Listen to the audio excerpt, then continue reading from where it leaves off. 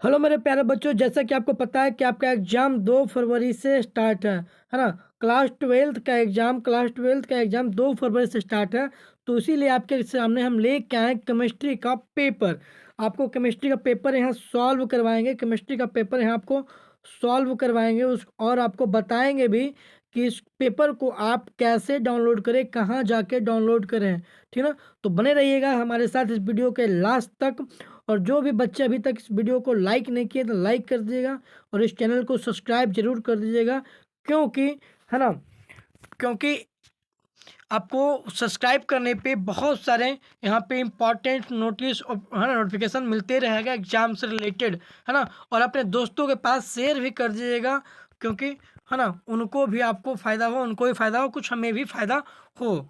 चलिए, तो हम लोग शुरू करें। देखिए 2026 का केमिस्ट्री का पेपर आपके सामने दिया गया है ना, जो कि 7 फरवरी को एग्जाम होने वाला है ना। ठीक है, तो चलिए आप देखिए जो केमिस्ट्री का एग्जाम होगा वो 2 सेक्शन में होगा। कितने में होगा? 2 सेक्शन में होगा। सेक्शन ए में आपको ऑब्जेक्टिव क्वेश्चन रहेंगे। उस ऑब्जेक्टिव क्वेश्चन 70 रहेंगे, उसमें सिर्फ आपको 35 ही बनाने हैं। ठीक है, आपको 35 ही ऑब्जेक्टिव क्वेश्चन बनाने हैं। तो चलिए क्वेश्चन नंबर फर्स्ट की ओर बढ़ते हैं। हमारा क्वेश्चन नंबर फर्स्ट है कि मूल क्रिस्टल तंत्रों तंत्रों की संख्या होती है। तो मूल क्रिस्टल तंत्रों की संख्या होती है 7। ऑप्शन बी आपका करेक्ट हो जाएगा। ठीक है, चलिए क्वेश्चन नंबर ना 2 की ओर बढ़ते करा।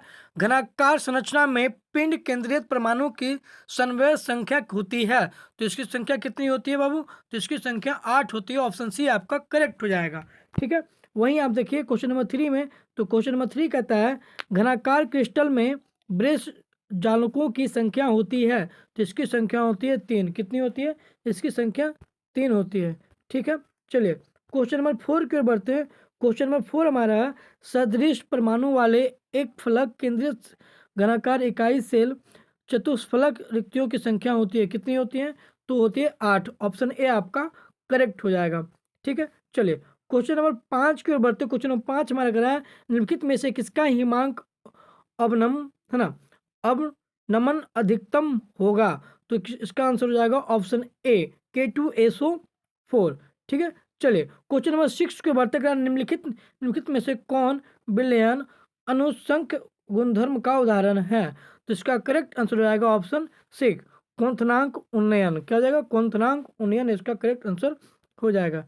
ठीक है, चलिए नेक्स्ट क्वेश्चन हमारा है कि अगर 18 केजी ग्लूकोज है ना 18 केजी ग्लूकोज C6H12O6 किसी विलायक के 1000 ग्राम में उपस्थित है तो विलयन है ना विलयन की मात्रा है ना मलता हो है ना मलता क्या होगा, क्या है, कितना होगा। तो इसका करेक्ट आंसर आएगा ऑप्शन सी 0.1। ठीक है, चलिए आगे की ओर बढ़ते हैं। हमारा क्वेश्चन नंबर 8 कहता है कि एक फ्राइडे बराबर क्या होता है।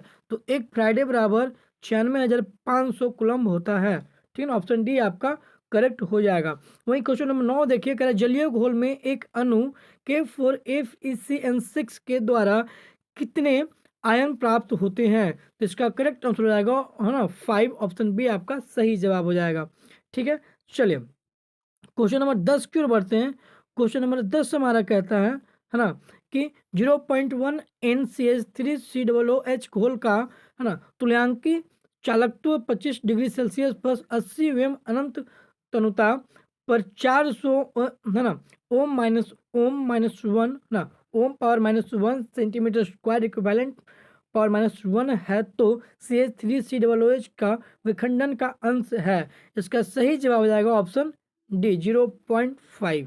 ठीक है, चलिए अगले प्रश्न की ओर बढ़ते हैं। क्वेश्चन नंबर 11 की ओर बढ़ते हैं। कह रहा है CU ZNAG और FE के मानक अपकरण को सॉरी अपकरण विभव का क्रम क्या होगा। तो इसका सही जवाब हो जाएगा ऑप्शन बी। ऑप्शन बी आपका सही जवाब। चलिए आगे बढ़ते हैं। हमारा क्वेश्चन नंबर अगला की ओर। क्वेश्चन नंबर अगला हमारा 12 है ना। क्वेश्चन नंबर 12 क्या कहता है निम्नलिखित में से कौन द्वितीय सेल है।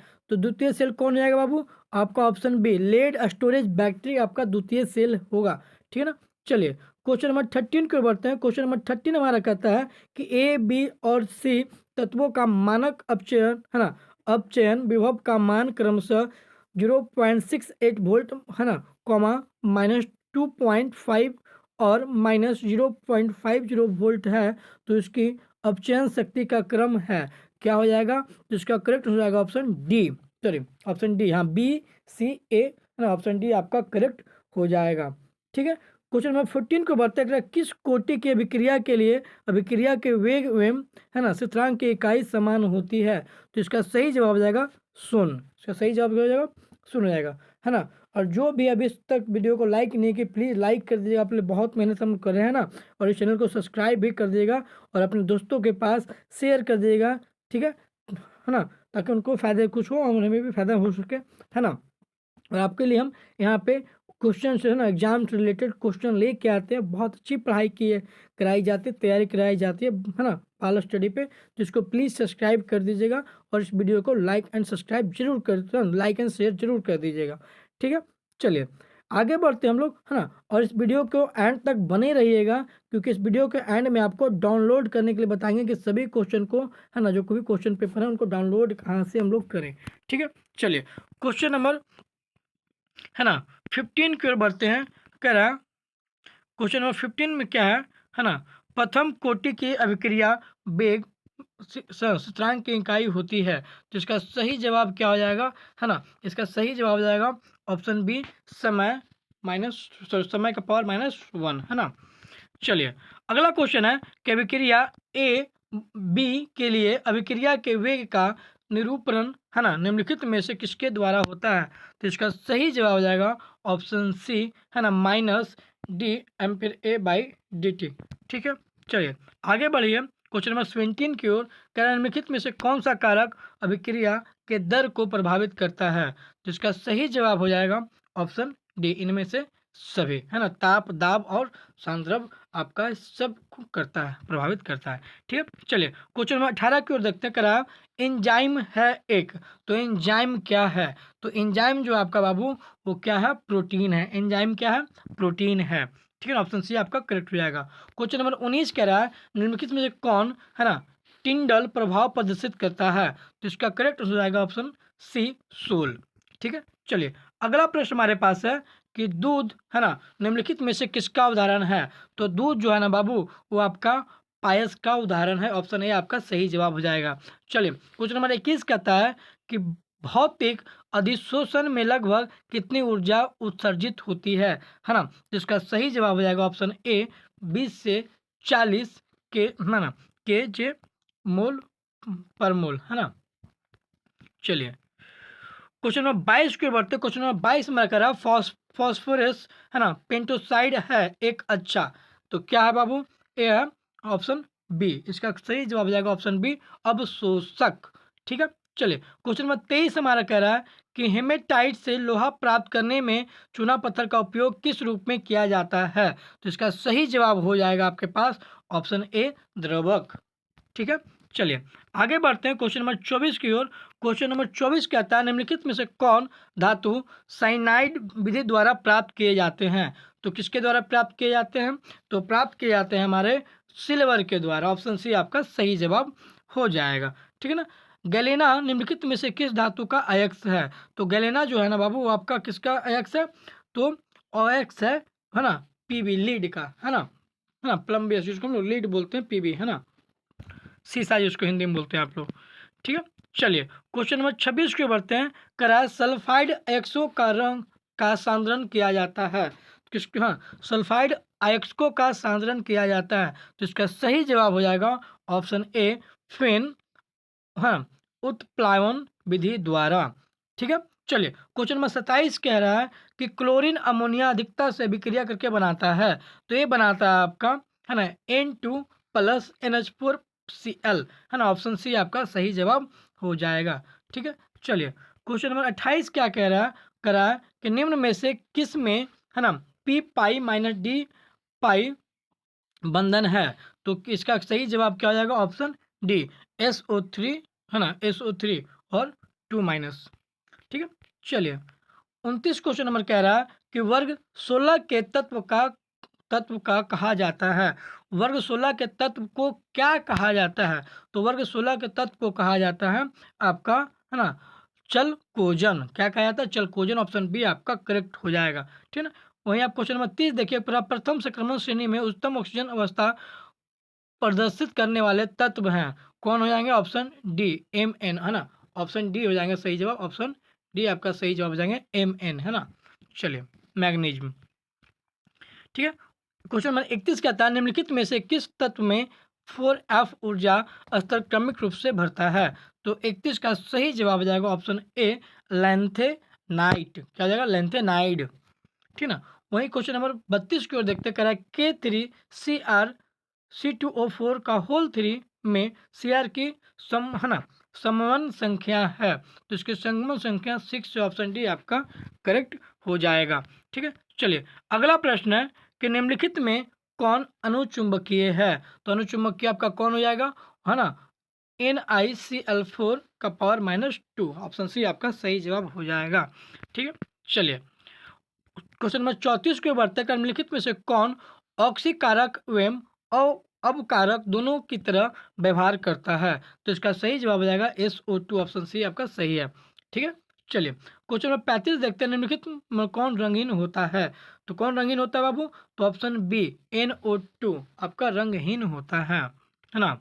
चलिए क्वेश्चन नंबर 36 के बढ़ते निम्नलिखित में से कौन आयन रंगहीन है? तो कौन सा आयन रंगहीन है ना Cu+ आपका रंगहीन इसमें से है, ठीक है। ऑप्शन ए आपका सही जवाब है। निम्नलिखित में से कौन संक्रमण तत्व नहीं है? तो ऑप्शन बी 37, ऑप्शन बी 37 है ना Sn है ना आपका संक्रमण तत्व नहीं है, ठीक है। चलिए आगे बढ़ते हैं। वर्ग 18 के तत्वों का बाह्य इलेक्ट्रॉनिक विन्यास है ना, तो बाह्य इलेक्ट्रॉनिक विन्यास कितना हो जाएगा? तो हो जाएगा NH2NP6 हो जाएगा, ऑप्शन सी, ऑप्शन बी आपका सही जवाब हो जाएगा। निम्नलिखित में कौन, क्वेश्चन नंबर 39 का निम्नलिखित में से कौन सबसे कम क्वांटनांक वाली गैस है ना, तो इसका सही जवाब हो जाएगा हीलियम, ऑप्शन बी आपका सही आंसर है ना। हीलियम, क्या सही जवाब हो जाएगा? हीलियम, क्या सही जवाब हो जाएगा? हीलियम आपका सही जवाब हो जाएगा, ठीक है। चलिए आगे बढ़ते हैं क्वेश्चन नंबर 40 की ओर। कह रहा है ना कि हुप की विधि द्वारा निम्नलिखित में से किस धातु का शोधन होता है ना, तो ऑप्शन बी आपका, ऑप्शन बी क्या हो जाएगा? सही हो जाएगा एल्युमिनियम, है ना। एल्युमिनियम आपका सही हो जाएगा, ऑप्शन बी, ठीक है। एल्युमिनियम आपका ऑप्शन बी सही जवाब हो जाएगा। क्वेश्चन नंबर 41 को बात करें निम्नलिखित में से है ना, निम्नलिखित में से कौन सबसे ज़्यादा विद्युत ऋणात्मक है? तो कौन विद्युत ऋणात्मक है ना, तो इसका ऑप्शन क्या हो जाएगा? ए, क्या हो जाएगा? ऑप्शन आपका ए आपका सही जवाब हो जाएगा F2 है ना, F2 आपका सही जवाब हो जाएगा। चलिए क्वेश्चन नंबर 42 को बढ़ते हैं। क्या निम्नलिखित में से किसका अस्तित्व नहीं है? निम्नलिखित में से किसका अस्तित्व नहीं है ना, तो 42 का जो सही जवाब हो जाएगा ऑप्शन बी NeFe2 आपका सही जवाब हो जाएगा। चलिए क्वेश्चन नंबर 43 को बताया निम्नलिखित में से कौन हाइड्रोजन बंधन नहीं है? तो हाइड्रोजन बंधन आपका कौन नहीं है बाबू? तो हाइड्रोजन बंधन जो है ना वो आपका ऑप्शन, ऑप्शन सी आपका करेक्ट हो जाएगा, HCl हाइड्रोक्लोरिक हो जाएगा, है ना। हाइड्रोक्लोरिक आपका एसिड आपका सही जवाब हो जाएगा 43 का सी, ठीक है। चलिए आगे बढ़ते क्वेश्चन नंबर 44 की ओर करा जटिल यौगिक CONH3 का होल 5Cl है ना का Cl2 के जलीय विलयन में आयनों की संख्या होगी, तो आयनों की संख्या कितनी होगी? ए, ऑप्शन ए है ना 3 आपका सही जवाब हो जाएगा, ठीक है। चलिए आगे बढ़ते हैं, है ना कि निम्नलिखित में से कौन आइडोफॉर्म परीक्षण देता है? तो आइडोफॉर्म परीक्षण कौन देता है? ऑप्शन ए आपका सही जवाब हो जाएगा C2H5OH देता है, ठीक है। चलिए क्वेश्चन नंबर 46 कह रहा है ना, क्वेश्चन नंबर 46 कह रहा है कि क्वेश्चन नंबर 46 कह रहा है कि एल्किल हाइलाइड का जलीय KOH द्वारा एल्कोहल में परिणत होना कहलाता है, तो क्या कहलाएगा बाबू? वह कहलाएगा है ना ऑप्शन बी प्रतिस्थापन अभिक्रिया, है ना। ए आपका सही जवाब हो जाएगा, ठीक है। चलिए आगे की ओर बढ़ते हैं। क्वेश्चन नंबर 47 की ओर बढ़ते हैं ना। क्वेश्चन नंबर 47 हमारा क्या कहता है? क्वेश्चन नंबर 47 कह रहा है ना सेकेंडरी ब्यूटिल क्लोराइड का IUPAC नेम क्या है? तो सेकेंडरी ब्यूटिल क्लोराइड का IUPAC नेम क्या हो जाएगा? तो हो जाएगा 2 क्लोरोब्यूटेन, ऑप्शन बी आपका सही जवाब हो जाएगा। क्वेश्चन नंबर 48 कहता है निम्नलिखित में से कौन है ना, निम्नलिखित में से कौन बिनाइल हाइलाइड है? तो ऑप्शन बी आपका सही जवाब हो जाएगा, क्या हो जाएगा? ऑप्शन बी आपका सही जवाब हो जाएगा CH3 है ना, CH3C है ना BR = हाँ CH2, ठीक है। चलिए क्वेश्चन नंबर 49 की ओर बढ़ते हैं। क्वेश्चन नंबर 49 कहता है ना, निम्नलिखित में से किसका उपयोग निषेचक के रूप में होता है? तो किसका उपयोग निषेचक के रूप में होता है? तो ऑप्शन ए आपका सही जवाब हो जाएगा, क्लोरोफॉर्म। ठीक है, चलिए आगे बढ़ते हैं।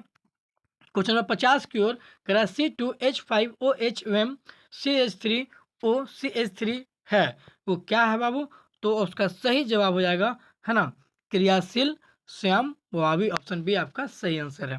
ठीक है, क्वेश्चन नंबर 51 कह रहा है कि प्राथमिक अल्कोहल ऑक्सीकरण से प्राप्त होता है, तो क्या प्राप्त होता है? वह प्राप्त होता है आपका है ना, कार्बो है ना, कसिलिक अम्ल, कार्बोक्सिलिक अम्ल प्राप्त होता है, ऑप्शन सी आपका सही जवाब हो जाएगा। चलिए क्वेश्चन नंबर 52 कह रहा है कि डाई इथाइल है ना, डाई इथाइल ईथर का आईयूपीएसी नेम क्या है ना, जिसका सही जवाब हो जाएगा है ना, इथॉक्सी इथेन, ऑप्शन बी आपका करेक्ट हो जाएगा।